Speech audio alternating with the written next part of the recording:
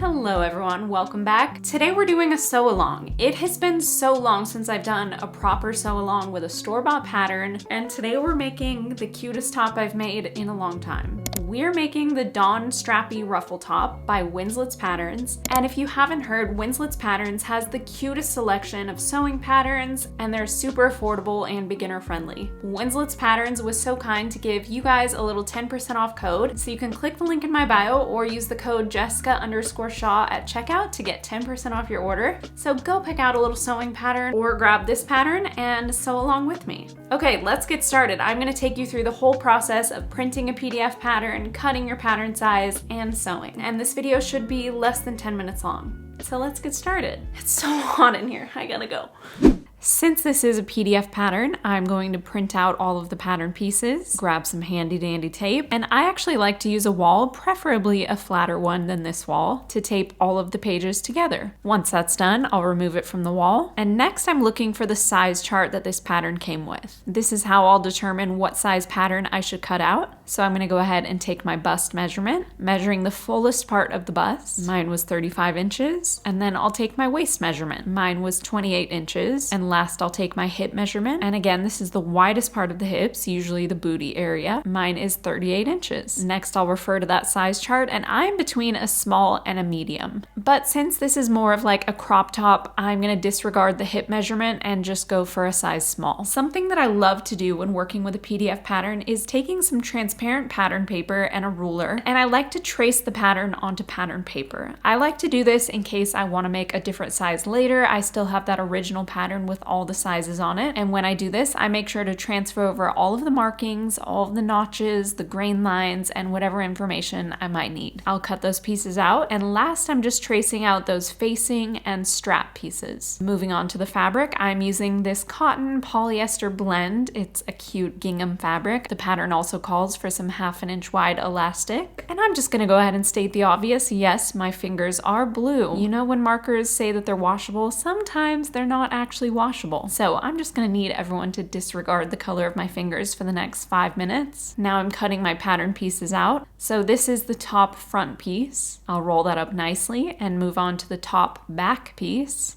And this is the point when I also make sure to transfer over any of the markings. So this pattern comes with some notches for lining up the straps later, so I'm gonna go ahead and transfer those over with some tailor's chalk. And this pattern also specifies where the elastic is gonna be sewn later. On this top, it's about 1 inch from the edge of the top, and using a ruler, I'll transfer that line onto my fabric. It's also gonna have us attach some elastic about 4 inches from the bottom, so I'll go ahead and transfer that line over as well. And I always like to keep the pattern piece with the fabric so I don't get mixed up on which pattern piece that is. Moving on to the straps. Sometimes I wanna get extra precise and I'll just measure exactly how long and wide the strap needs to be, and I'll just manually draw this onto my fabric. And this always just seems a little bit easier and more precise to me than if I was to pin the pattern piece onto the fabric and then start cutting. But if you find it easier to pin your pattern pieces on like I'm doing here, you can go ahead and do that. I just find this to be a little bit less precise when it comes to really long strips like this. Now all of our pattern pieces are cut out. I'm following along with the instructions that this pattern came with. So first it's having me hem the top and the bottom edges of the front and the back of the top. So I'm just folding it down twice by about 1/4 inch and pressing it down. And I also did the same thing for the front side of my top.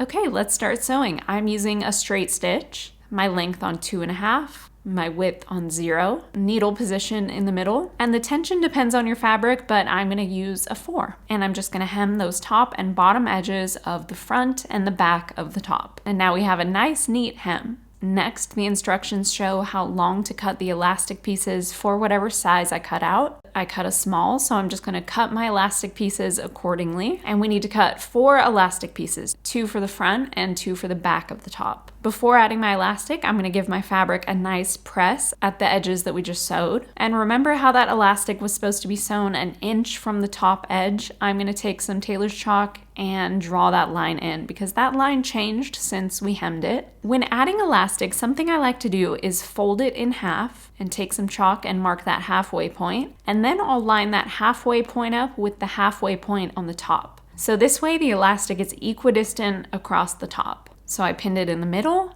I'll pin it on the left side, and I'll pin it on the right side. And this is about when I realized that that elastic is just too long. The point of the elastic is to give a nice cinched look, and this elastic is so long that it just won't cinch that fabric in at all. So I took that elastic off, and I just used my best judgment. I actually held the elastic up to myself to figure out how wide this needed to be in order to cinch around my chest. And I decided I needed to cut about 5 inches off the width. I cut 5 inches off, marked that new halfway point, and I pinned it on equidistant across the top.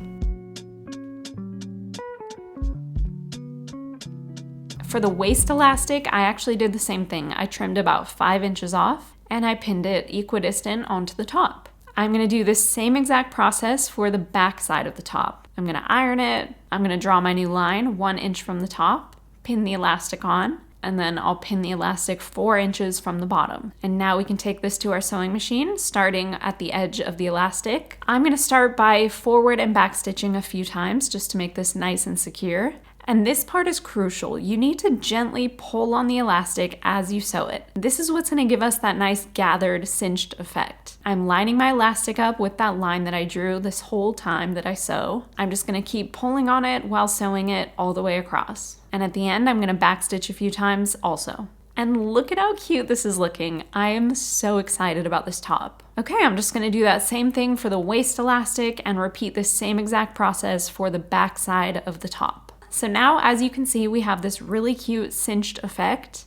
And on the inside, it doesn't look as pretty because of the elastic, which is why this pattern called for some facings. These are meant to cover that elastic on the inside of the top. So I'm taking these facings and I'm gonna fold them in according to the instructions and press them. Once I have a thin little strip, I'm gonna start pinning it onto the top. While I do think this facing would be super functional and really easy to sew, I actually felt like I didn't really need to sew this facing on after all. Instead, I wanted to sew another seam at the top edge of the elastic to really tack it down to the top. So as you can see, when I put the shirt on, you can kind of see that elastic poking through. So I thought adding another stitch there would help tack the elastic down and make the elastic more invisible. Also, this is me really excited because this top is so cute. So here I am sewing another seam at the top edge of the elastic, again gently pulling on the elastic as I'm sewing, and I felt like this worked for me instead of adding a facing. But if you feel like the elastic is going to be not comfortable for you on the inside of the garment, then definitely use a facing to cover up that elastic. But I felt like now the elastic sat flush against the top and I was super happy with it. Now it's time to connect the top pieces. So I'm putting the two top pieces right sides together and I'm going to pin them along the two edges. Now we can go ahead and sew those edges. The pattern tells us to sew this at 1/2 inch seam allowance, and I'm just going to sew both of those side seams. Now, if you don't want these edges to fray, I would recommend taking this to the serger or sewing a zigzag stitch or something to prevent this from fraying. I have a serger, so I'm just running the side seams through the serger.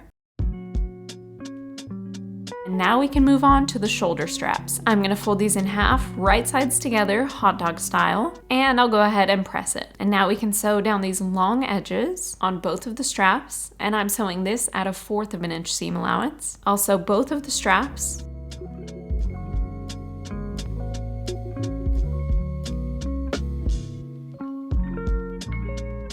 And now this is my favorite way to flip a strap inside out. I'm gonna take a safety pin, open it up, and feed it through one of the layers on the end. And now we're just gonna feed that safety pin through the tube all the way down, kind of scrunching it and pulling it as you go, and pull the safety pin out through the other side. And now we're left with a perfect little tube. All we have to do is press these nice and flat. And this is optional, but I like to top stitch along the edge of the straps. This just makes it lay a bit flatter and looks really nice in my opinion. Now it's time to attach the straps. Yes, this pattern had little notches, but I always like to try it on and make sure that that's the placement that I like. So I figured out I wanted the straps about 5 inches from the edges of the top. I'm gonna go ahead and pin the straps on the wrong side of the top. I'll flip the top around and pin it to the other side. And before I sew it, I always like to try it on again and make sure I don't need to trim the straps down, but this fit perfectly. I would also recommend trying your top on at this point and making sure you don't need to take any off the side seams. Make sure it fits perfectly. I'm gonna go ahead and sew those straps on, backstitching a few times to make it nice and secure. I love how this top turned out. This was so fun to make and really easy. It really only took a couple of hours from start to finish. If you wanna check this pattern out, click the link in my bio, which will take you to the Winslets Patterns website. Clicking that link will get you 10% off your order. So happy sewing. Thanks so much for watching, and I'll see you next time.